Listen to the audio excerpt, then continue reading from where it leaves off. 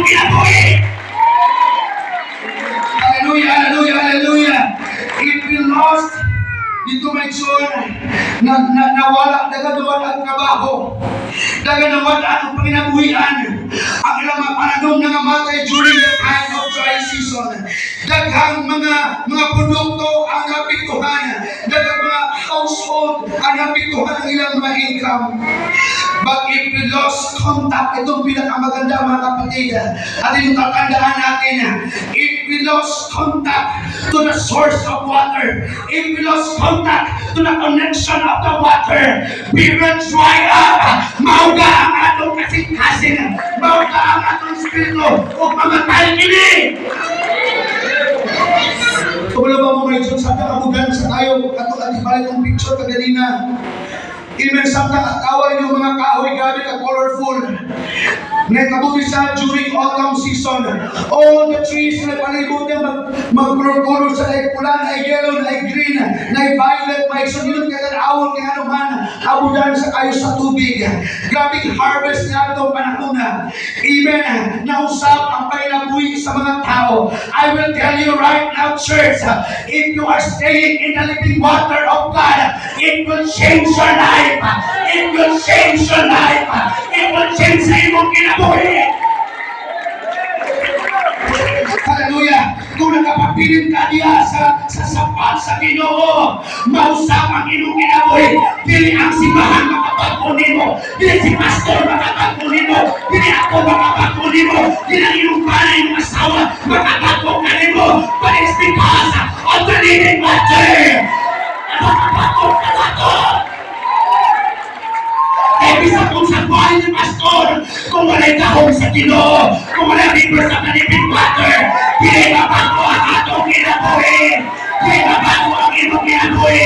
Bisa kung sa umbali, pagpahimando ni pastor, without the living water of God, we cannot change. Hallelujah. Dili ako ang makabago kaninyo. Dili si pastor ang makabago kaninyo. Apan ang katungtuburan sa tubig nga nag-aagas, nga dito kita nakakonekta, nakakubok kita dito, nakasubsub kita sa maong tubig, sa atong buhay na Diyos. Hallelujah. Kaniato uga ka. Hallelujah. Kaniato muday ka sa Ginoo. Murag kanang okay lang. I will tell you right now, this is the word of God na nagihaka sa Diyos ka lang of this week, mga kapatid. If we are not worshiping God in spirit, use this ay mong pagdahig sa Ginoo. Musicians and backup leaders, backup singers, if you are not singing in the spirit, use this ay mong pagdahig sa Ginoo. But if you are worshiping God in spirit and in truth, di ka kung sa kasimple ang awit, di ka kung sa kasimple mo, tutugtog, but you are worshiping in the spirit, matigana ka ang kahong sa Ginoo. Kung nagkaya na, biasa ito kayo wala. Alam mo yung mga worship leaders, it is not because of the skills that you have. It is because of your performance na nakanimo. Maayo ka lang, maayo ka matutog, maayo ka maawit. Apan bisan magsimple lang tayo ng imong awit. But you are living with the Spirit. You are worshiping in the Spirit. Makilala ka! Hallelujah! Makilala ka! Ano yung mga luha, mga hulog sa mga mata? Ano na yung mga luha, mga tagak sa mga mata? It is not because of the worship leader. It is not because of the musicians.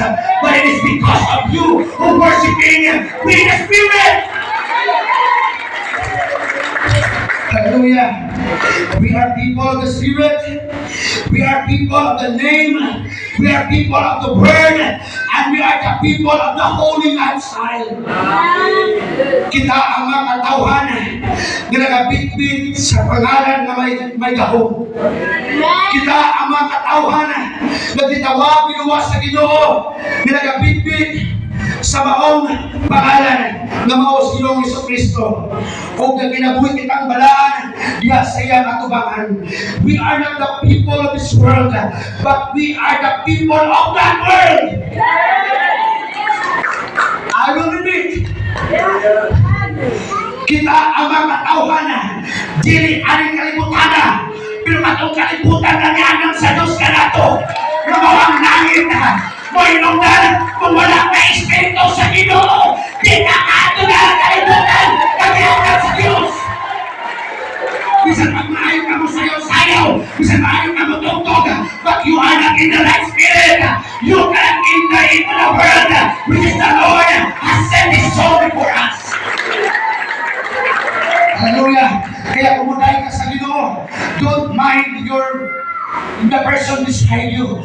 Ayaw i-mind ang imong katapad. Ayaw i-mind sila sa imong atubangan. Ayaw i-mind sila sa imong likod. You have to worship with the Spirit. You have to worship with the Spirit. You have to worship with the Spirit. Ayaw pag-agaw sa isang naadre. Ayaw pag-agaw sa imong atubangan. Ayaw pag-agaw sa worship. Kaya bisan pag